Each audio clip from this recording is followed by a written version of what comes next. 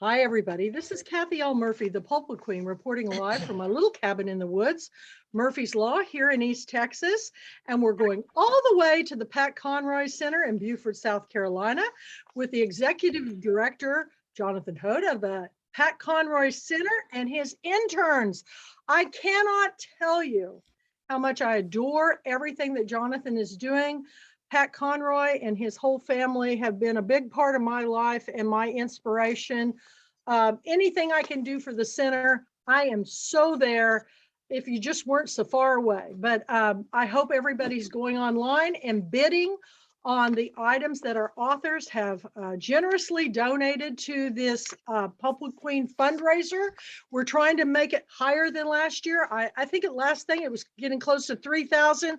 We got a ways to go, people, because we've given a lot more than that. So if you have not donated to the Pat Conroy Center, do like I'm going to do. I'm going to make a monetary donation during this Pulpwood Queen fundraiser to keep that program going. So, Jonathan, I am now turning this panel over to you because you have a lot to talk about and wonderful, wonderful things in store. Okay, here we go. I'm turning you to speaker.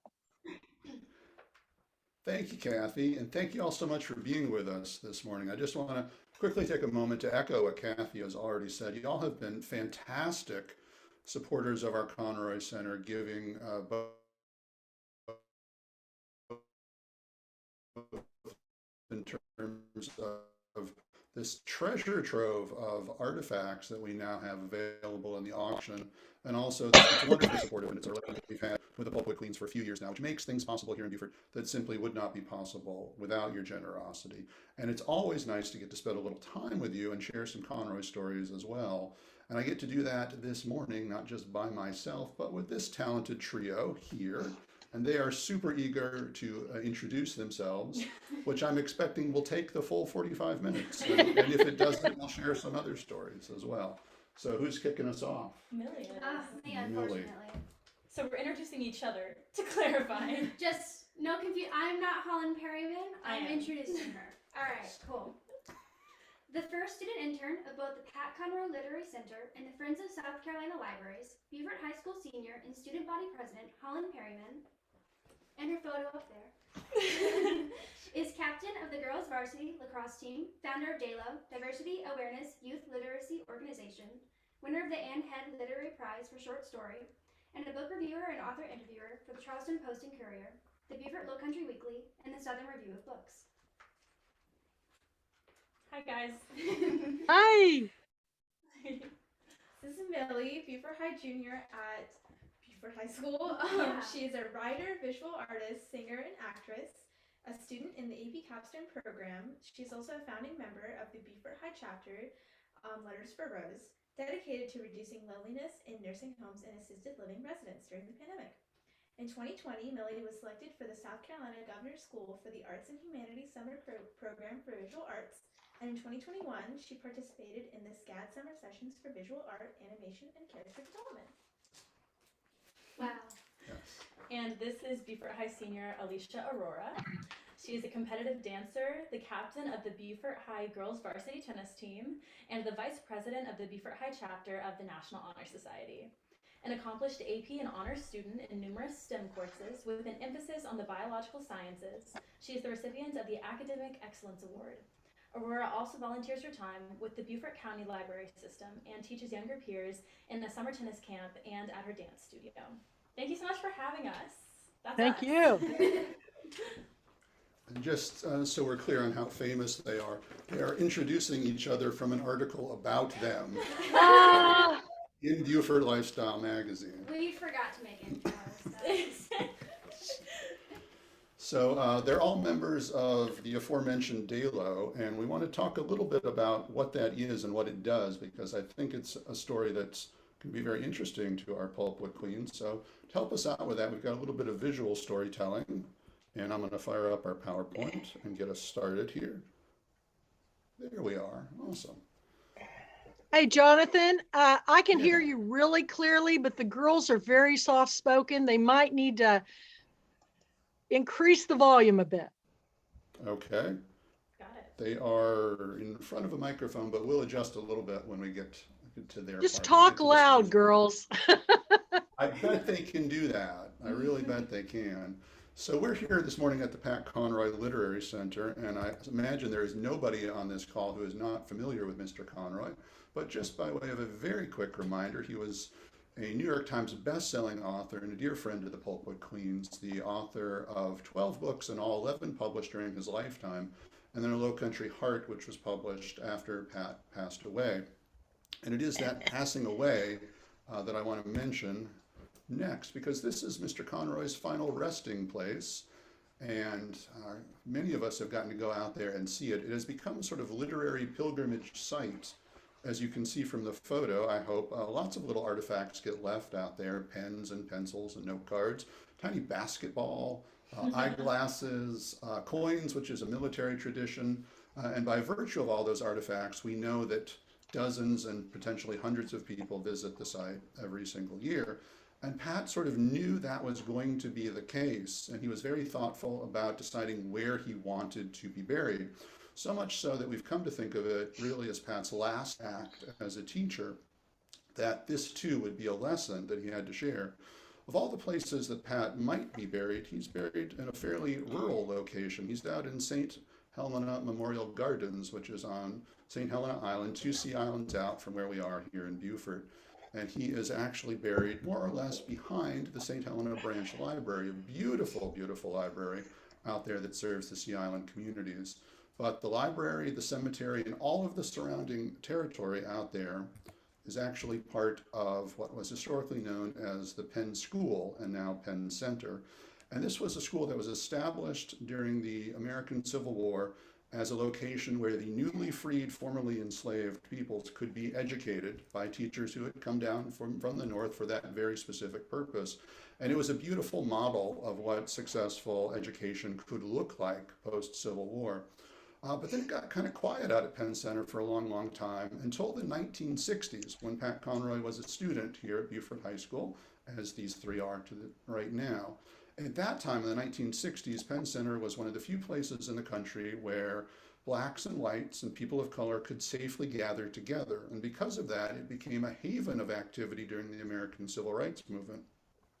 So when Pat was the same age that Holland and Millie and Alisha are now, 17, 18 years old, he was taken out to Penn Center by his teacher, Gene Norris, to meet Dr. Martin Luther King Jr. and Jesse Jackson and Julian Bond and the whole leadership of the civil rights movement. And Pat got to have conversations with them and see them really doing the work that was going to transform the country when he was just a teenager. All of that meant so much to Pat that when he decided where he wanted to be buried, he ultimately decided he wanted to be on Penn Center grounds. Knowing that people like us would be going out to his gravesite, and you can't get there without learning at least a little something about Penn Center, about the important history of that place.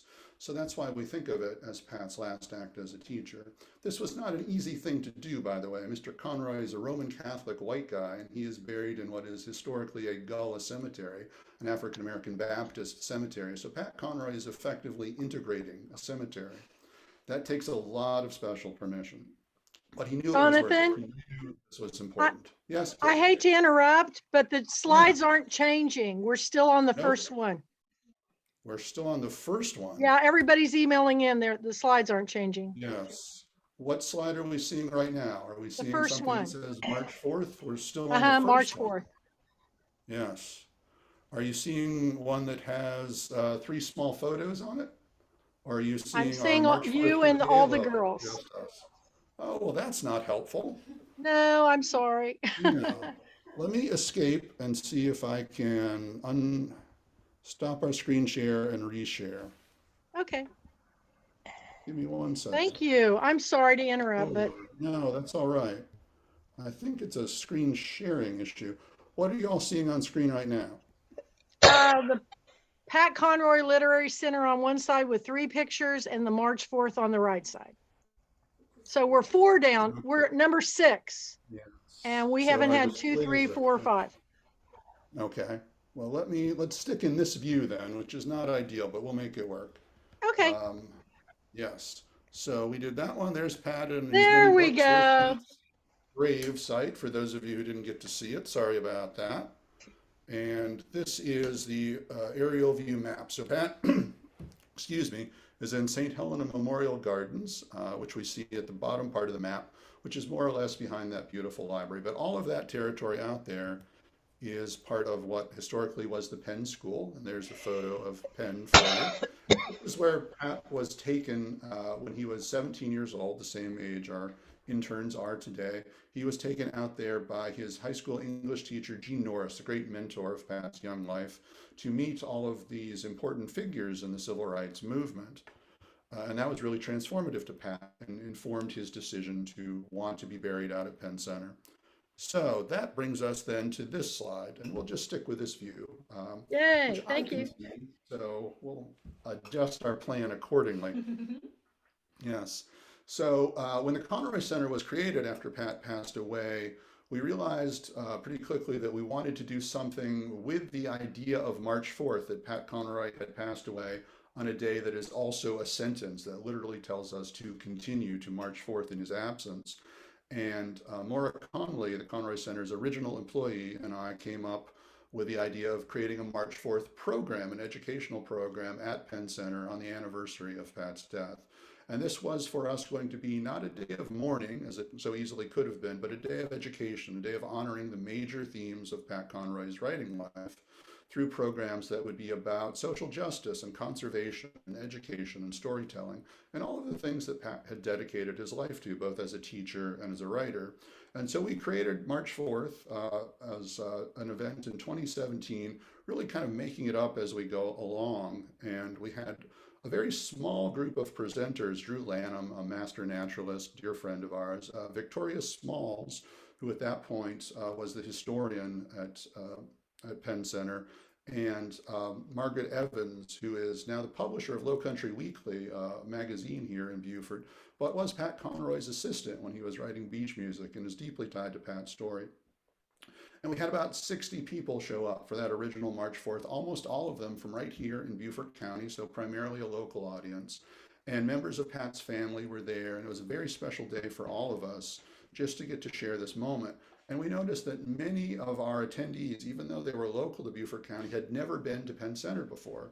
So the idea of Pat's last act as a teacher being a point of entrance, point of introduction to Penn Center, was proven to be true that day. And we knew immediately we wanted to continue this and make it an annual event. So the next year, 2018, we held the March 4th again. And that year we went from having 60 people to having 120, which was capacity of the room we were in. So it was a sold out event. And people were saying, this is wonderful. This is becoming a destination event. People are coming from outside of South Carolina to come to March 4th. And we realized that we could grow it even further than that. We could not grow any bigger than 120 people in that building. However, it became obvious that we really wanted to have programs that were inclusive of kids at that point, and of Beaufort High School students in particular. So the third year, 2019, we developed a partnership with Beaufort High School, the same high school that Pat had been a student at and later a teacher at, to expand. So in addition to having public programming out at Penn Center, we brought a writer named Nick Stone, New York Times best-selling author of a book called Dear Martin, that was relatively new at that time. Is now being developed as a Netflix series and a bunch of other things. And Nick Stone has really exploded since we were able to host her in 2019, and deserves every good thing that ever happens to her. But at that point, she agreed to come and speak to all 1,300 students at Beaufort High School. And through a grant program, they were all given copies of her novel. So they had a couple of months to read it and respond to it. And if I can advance our slide, there we go. We can see a photo there of Nick Stone speaking in the gymnasium to all 1,300 of those kids. And that was just magical to see how well engaged those students are with that book. But in addition to that, because Beaufort High is an art-infused school, the teachers decided to have students respond artistically through visual arts, through literary arts, dramatic arts, whatever they were drawn to that novel, to Dear Justice. And 24 of those students got to have lunch with Nick, as we see in those other photos. And one of those students, kind of central to that photo on the staircase, is precocious 14-year-old Holland Perryman at that point. And I'm going to turn it over to her to talk a little bit about what having Nick Stone at the high school meant to her and the students. So yes, I'll give you guys a little bit of the inside scoop on that. So I was a freshman at the time, so was Alisha, and everyone in the school had been given this copy, like you said, to read this book. And the English teachers were asked to create a curriculum that prompted us to discuss the book and its themes. I'm going to share with you guys a little bit about Nick Stone herself and about the book, in hopes that maybe you'd enjoy reading it, or recommending it to anyone else that is looking to expand their reading list. So I'll do that just really quickly. Nick Stone was born and raised in a suburb of Atlanta, Georgia, and the only thing she loves more than an adventure is a good story about one. After graduating from Spelman College, she worked extensively in teen mentoring and lived in Israel for a few years before returning to the US to write full-time. Growing up with a wide range of cultures, religions, and backgrounds, Stone strives to bring these diverse voices and stories to her work.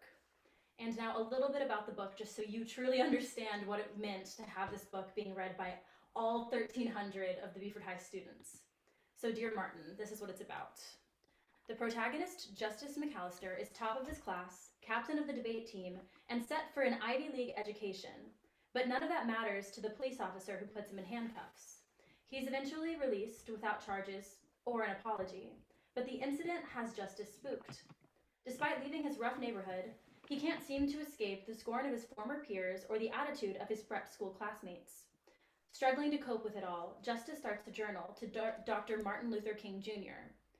But do Dr. King's teachings hold up in the modern world? Justice isn't so sure. So spoiler alert, they do hold up in the modern world, but the story is really about him coming to terms with his place in the world and then what he can do to help others. So we had all 1,300 kids reading this book. We had us creating art projects in response to it. I wrote an additional chapter to the book to further explore one of the elements of the book. So you can imagine how important but also tense these conversations were. We had young people who were incredibly opinionated and passionate, who were starting to actually listen to each other when we talked about a story. So this was sort of the beginning of my interest in the Pat Conroy Literary Center, and also the beginning of this idea for DALO. Let me see if I can. You got it. Okay, so as you guys know, I then became an intern at the Pat Conroy Literary Center. I sought out this internship, I asked for it, and I interviewed for it, and I don't think they wanted me, but now they have me, so here we are. But all of a sudden, I was around different people and experiences that were so much like that Nick Stone experience. All the time, I was seeing the incredible impact of stories on people's lives and on starting conversations, and it became almost overwhelming how important stories seemed to be. We were engaging in literature that was more than just a reflection of ourselves. So that meant that we were looking at authors of color, authors of different backgrounds, and amplifying those voices so that we could make sure that we were seeing beyond our own little sphere. I was able to review books, which was incredibly important to start diving into why did an author write a book a certain way, why did they want to create a character with this background, and why did they want to make this connection. All of those kinds of elements of a book, especially in a book club with you guys, would be kind of a way to really understand the importance of the stories that were being told. And that was something that I was all of a sudden doing all the time. Mr. Haupt and the incredible authors and readers attached to the center were teaching me and giving me the tools to make a positive and extensive impact by building a community and forging relationships that fostered empathy through stories.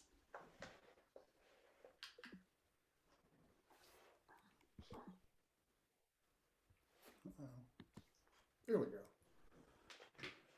Back to me, yes. So one of the many programs that Holland then got to participate in as an intern was our 2020 March 4th, which, as you can see from the graphic, was sold out that year, which was a happy situation to be in. So she got then to experience not just the partnership at Beaufort High School, but also the public component of this as well. And March 4th of 2020 was about 2 weeks before our pandemic took over our lives and changed so much of what we do. And one of the last, if not the last, in-person programs that we got to do here at the Conroy Center for a while. But it was an incredibly powerful day, once more, out at Penn Center. And a year later, we knew we wanted to have a March 4th, but we were going to have to figure out how to do it virtually rather than in person. And that led to our 5th annual and first virtual March 4th, and Holland was co-host with me that year and got to participate in virtually all of the sessions, in addition to conducting an interview with Kaylin Barron, the author of Cinderella is Dead, an author we've got to know quite well since then, and we'll come back around to in just a second. But there were a couple of writers and a couple of sessions that were particularly impactful to Holland that year, and I'll turn it right back over to her to talk about that.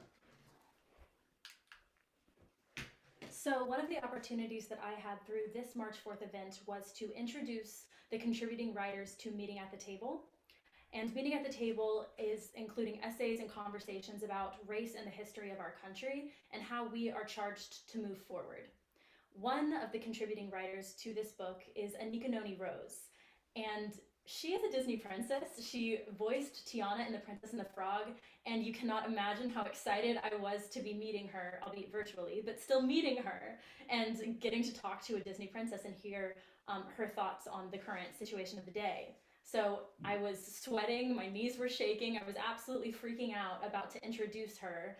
And I know it's on Zoom, but it's still a Disney princess. So I was very, very nervous. I stumbled through my introductions, but I got through it. And at the end, I sat down hoping that I could just relax and enjoy a wonderful session of intelligent and wonderful women speaking about our country. And instead, I found myself on the edge of my seat.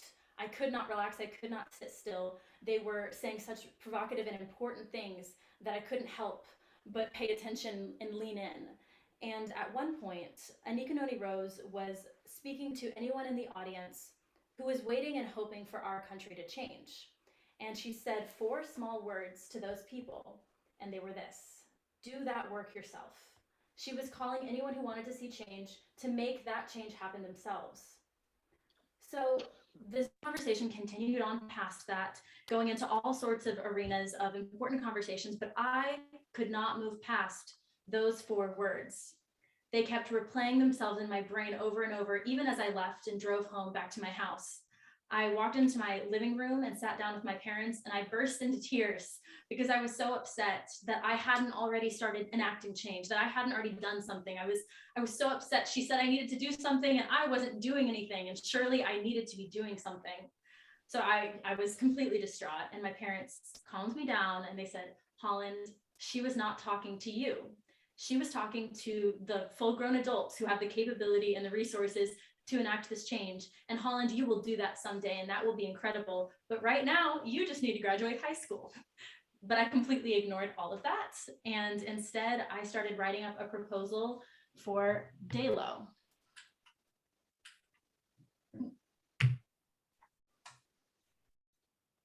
There we go. Sorry. So I will share with you guys the mission statement that I proposed to the administration of Beaufort High School for this new idea. Our mission is to build a sense of community, cultivate a love for literature, and educate ourselves and others about life experiences that are different than our own. The pandemic has weakened school spirit and club participation. DALO will provide students with a way to engage in education and service. It will provide a safe space to feed our intellectual curiosity and make connections with other students. Additionally, DALO will encourage students to actively read and engage with books that are entertaining as well as educational. DALO will also create opportunities to improve literacy within our community, including read-alouds for elementary students.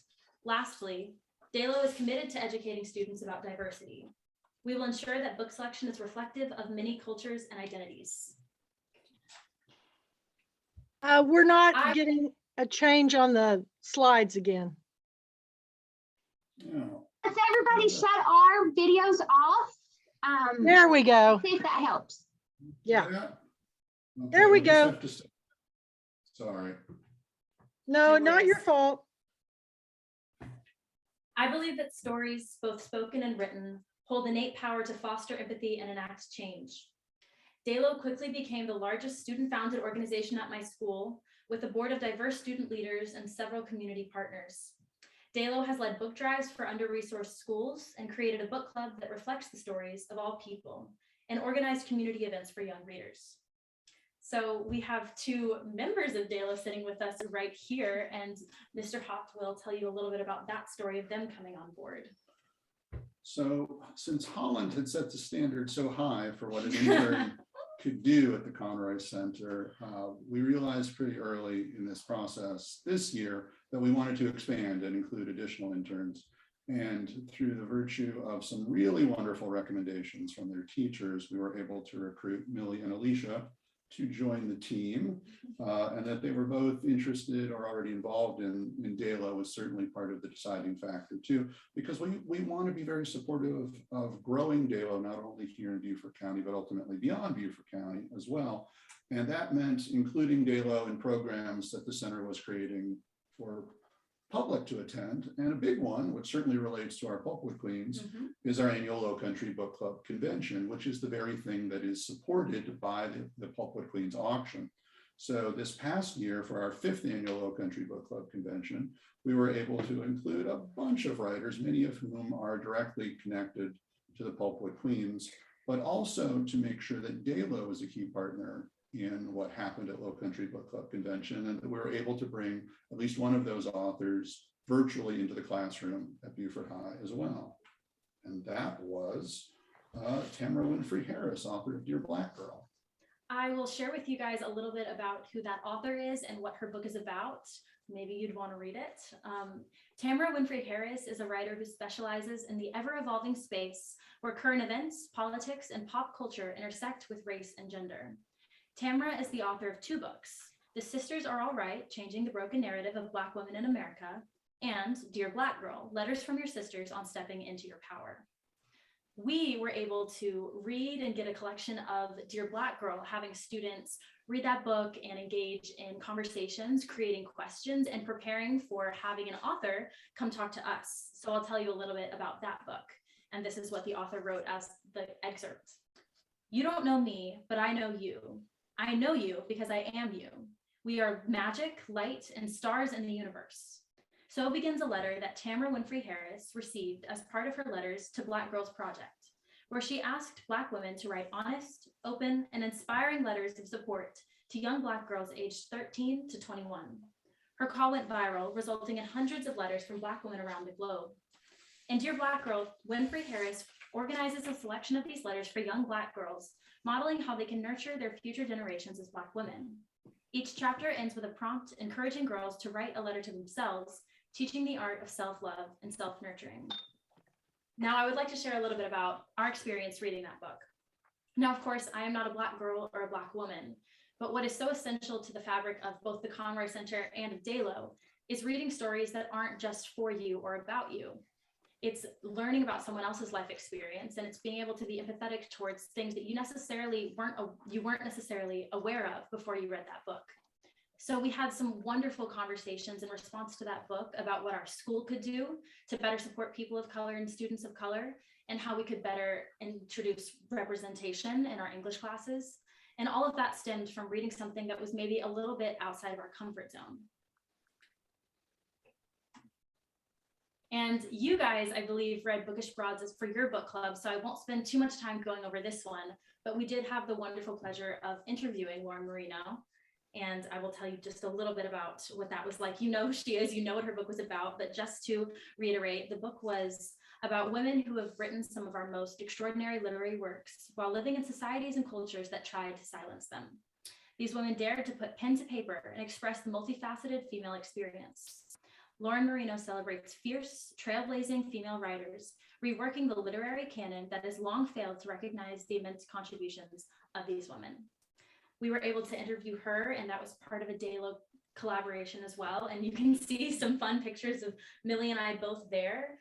And that was also just an opportunity to talk about women in literature, another section of literature that we want to champion through DALO as well. So that was a wonderful opportunity for us to start doing that too. And now we will turn it over to Millie to talk about her beginning involvement in both the center and in DALO.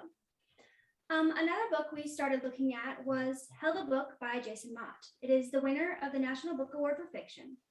Mott is a best-selling author, Sir Walter Raleigh Award for Fiction winner, Pushcart Prize nominee, and Carnegie Medals for Excellence long list nominee. Jason Mott has a BFA in fiction and an MFA in poetry, both from the University of North Carolina at Wilmington. His poetry and fiction has appeared in various literary journals. Entertainment Weekly has listed him as one of their 10 new Hollywood next wave people to watch. Hell of a Book was a Carnegie Medals for Excellence in Fiction longlist selection, a 2022 Aspen Worth Literary Prize longlist selection, a Joyce Carol Oates Prize longlist selection, the 2021 Sir Walter Raleigh Prize for Fiction winner, and Jenna Bush Hager Read with Jenna Book Club pick. So it's got a little bit of a rep over there. Hell of a Book centers on an unnamed African-American author as he sets out on a cross-country book tour to promote his best-selling novel. While the tour and the encounters on the tour drive the plot and humor, there is a much bigger picture going on regarding race and racism. Mott's novel also tells the story of Soot, a young Black boy living in a small town in the recent past, and who may or may not represent a younger version of the author himself. It is also the story of the kid, who may or may not be an imaginary child who appears throughout the tour. Mott definitely weaves in humor with drama and societal ills. This book is as engaging and entertaining as it is poignant and enlightening. Within minutes, it's easy to understand why Mott took home the prize. Another book was Reparations Now by Ashley M. Jones. Ashley M. Jones has been newly appointed as the Poet Laureate of Alabama, the youngest writer and first African-American selected for this prestigious position. She has recently been featured on Good Morning America and in New York Times. Miss Jones earned her MFA in poetry from Florida International University, and she is the author of 3 collections of poetry: Magic City Gospel, Dark Thing, and the newly published Reparations Now. She teaches at the Alabama School of Fine Arts. She co-directs Penn Birmingham, and she's the founding director of the Magic City Poetry Festival. What is the price of life? A stolen culture, a stolen heart? In formal and non-traditional poems, Reparations Now asks for what is owed. Moving between voices and through intersecting histories, award-winning poet Ashley M. Jones offers perspectives both sharp and compassionate, exploring the difficulties of navigating our relationships with ourselves and others. From the murder of Mary Turner in 1918 to a case of infidelity to the oppressive nationalist movement of the present, Jones holds us accountable. A Measure of Belonging by Sanel Barnes is our next one, who was also interviewed with Ashley M. Jones and Anjali Anjeti. Sanel Barnes is a memoirist, essayist, and educator originally from Manila, Philippines.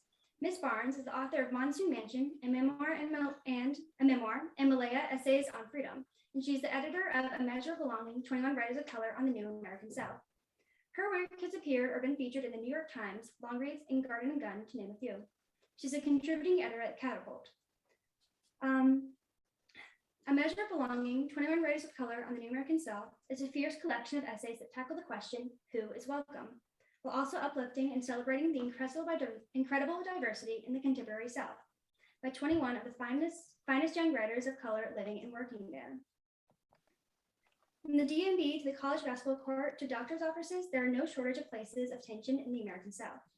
Urgent, necessary, funny, and poignant, these essays from new and established voices confront the complexities of the South's relationship with race, uncovering the particular difficulties and profound joys of being a Southerner in the 21st century.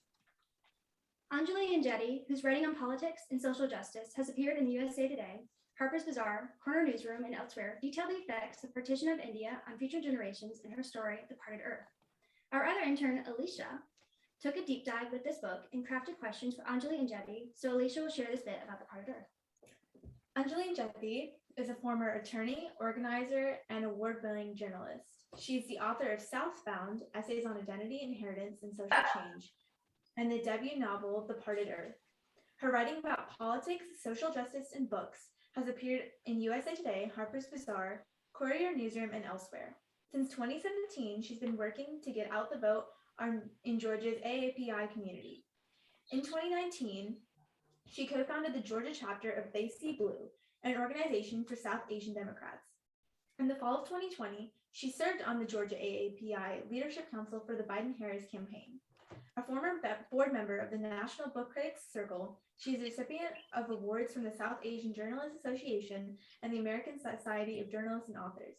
She was also nominated to Good Morning America's 2021 Asian American and Pacific Islander Inspiration List. She teaches creative writing in the MFA program at Reinhardt University. Anjali Anjeti's The Parted Earth is a love story and a family saga, with both the direct actions and distant legacy of partition as a backdrop. The partition of India and the division of British India in 1947 into two independent dominions, India and Pakistan. The Dominion of India is today the Republic of India, and the Dominion of Pakistan is now the Islamic Republic of India, or Pakistan, and the People's Republic of Bangladesh. In the split narrative, we follow Deepa Khanna, 16 years old in 1947 and a victim of the sectarian violence in Delhi.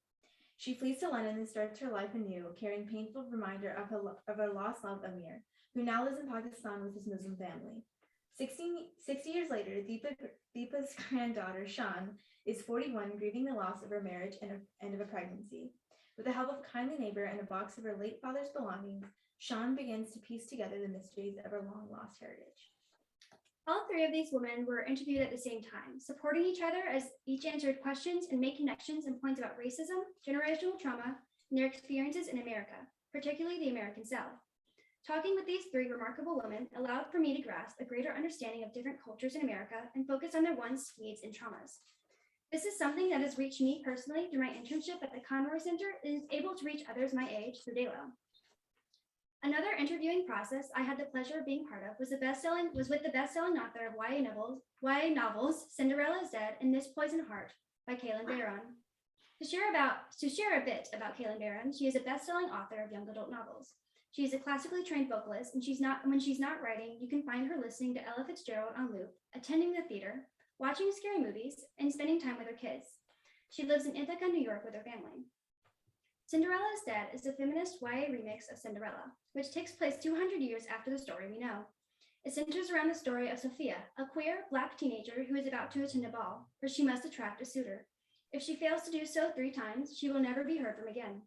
She makes the desperate decision to flee the ball and finds herself hiding in Cinderella's mausoleum, where she unravels that there's more to Cinderella's story than they ever knew. Next slide, I think. DALO members read Cinderella is Dead as their first book selection for the DALO Book Club. They were able to have a Q&A Zoom session with Kaylin Barron as well. DALO also read one of her later books, This Poison Heart. This Poison Heart is a contemporary fantasy about a girl with a unique and double power. Bryces has a gift. She can grow plants from tiny seeds to rich blooms with a single touch. When Bryce's aunt dies and wills her a dilapidated estate in rural New York, Bree and her parents decide to leave Brooklyn behind for the summer. Hopefully there, surrounded by plants and flowers, Bree will finally learn to control her gift. But their new home is sinister in ways they could have never imagined.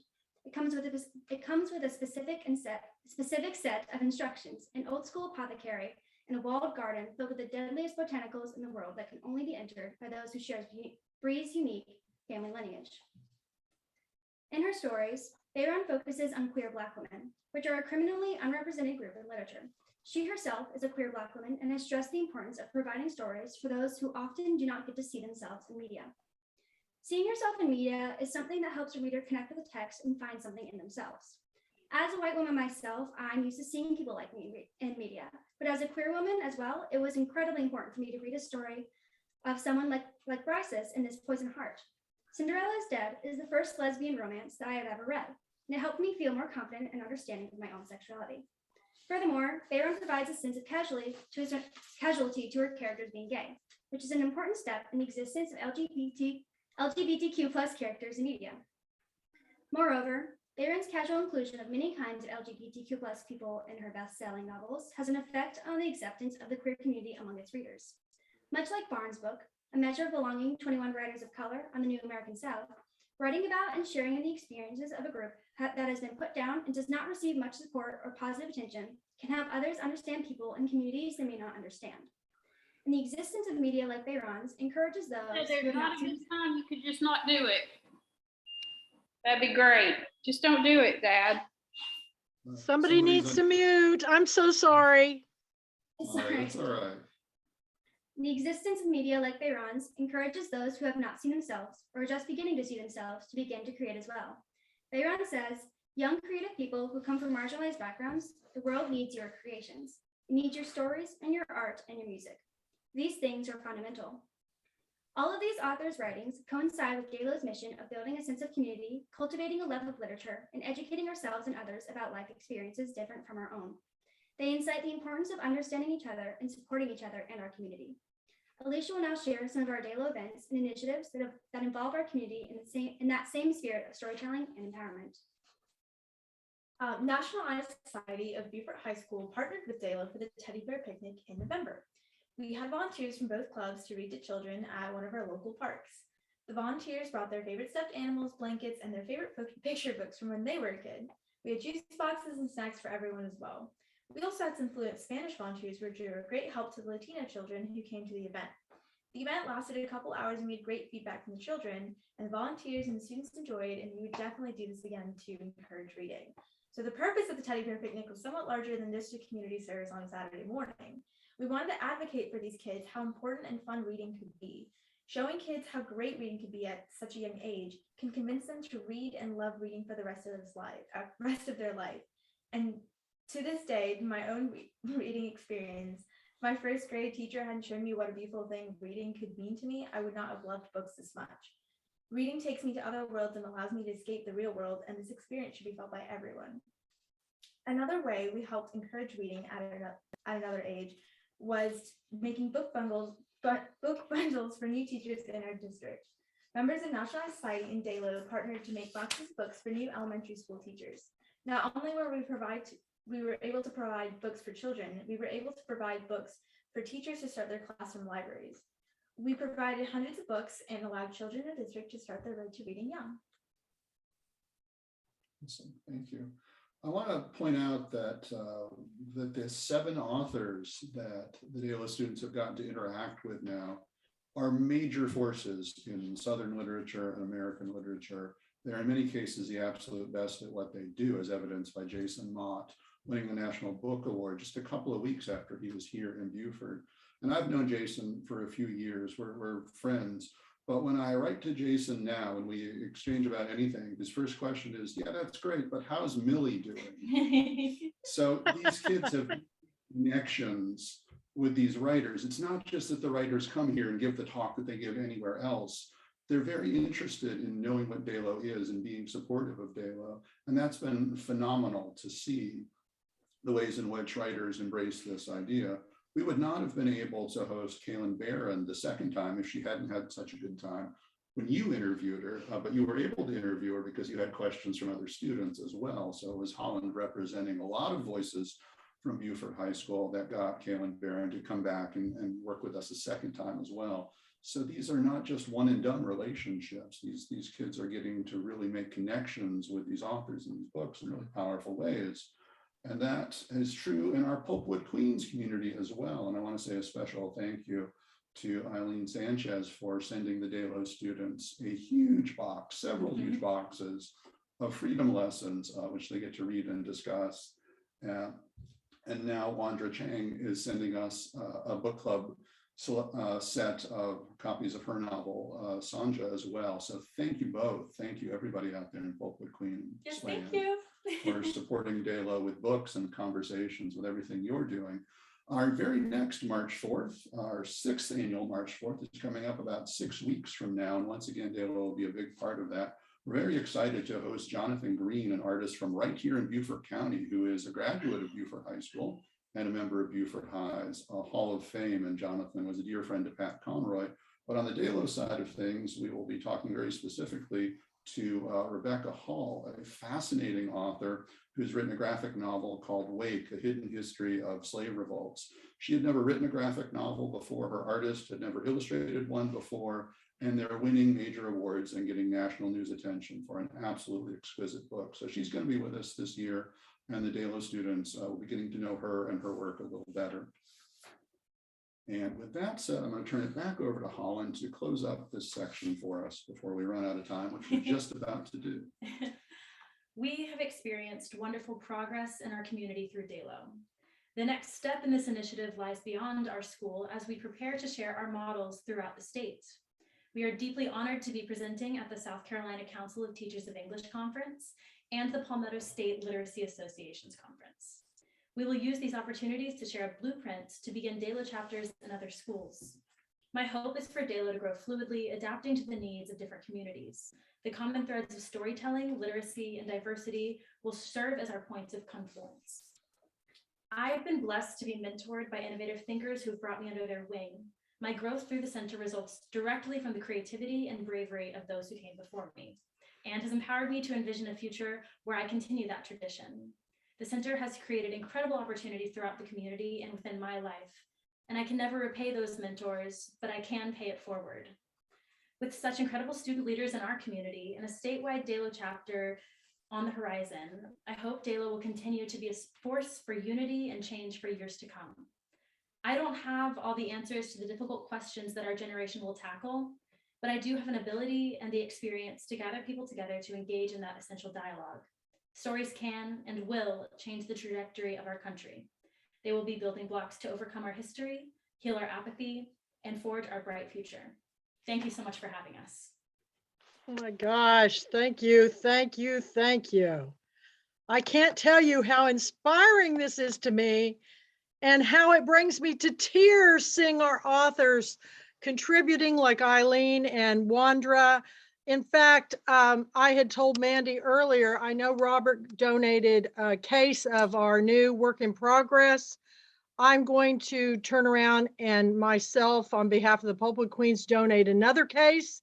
And I hope to keep it going because you all, what they're doing in Beaufort, South Carolina, you've got to go and see it for yourself and experience. Pat Conroy is watching right now. I know it, and I am seriously brought to tears by everything, all the good works that you're doing. So thank you, Jonathan. Thank you, girls. Oh my gosh, young women of our future.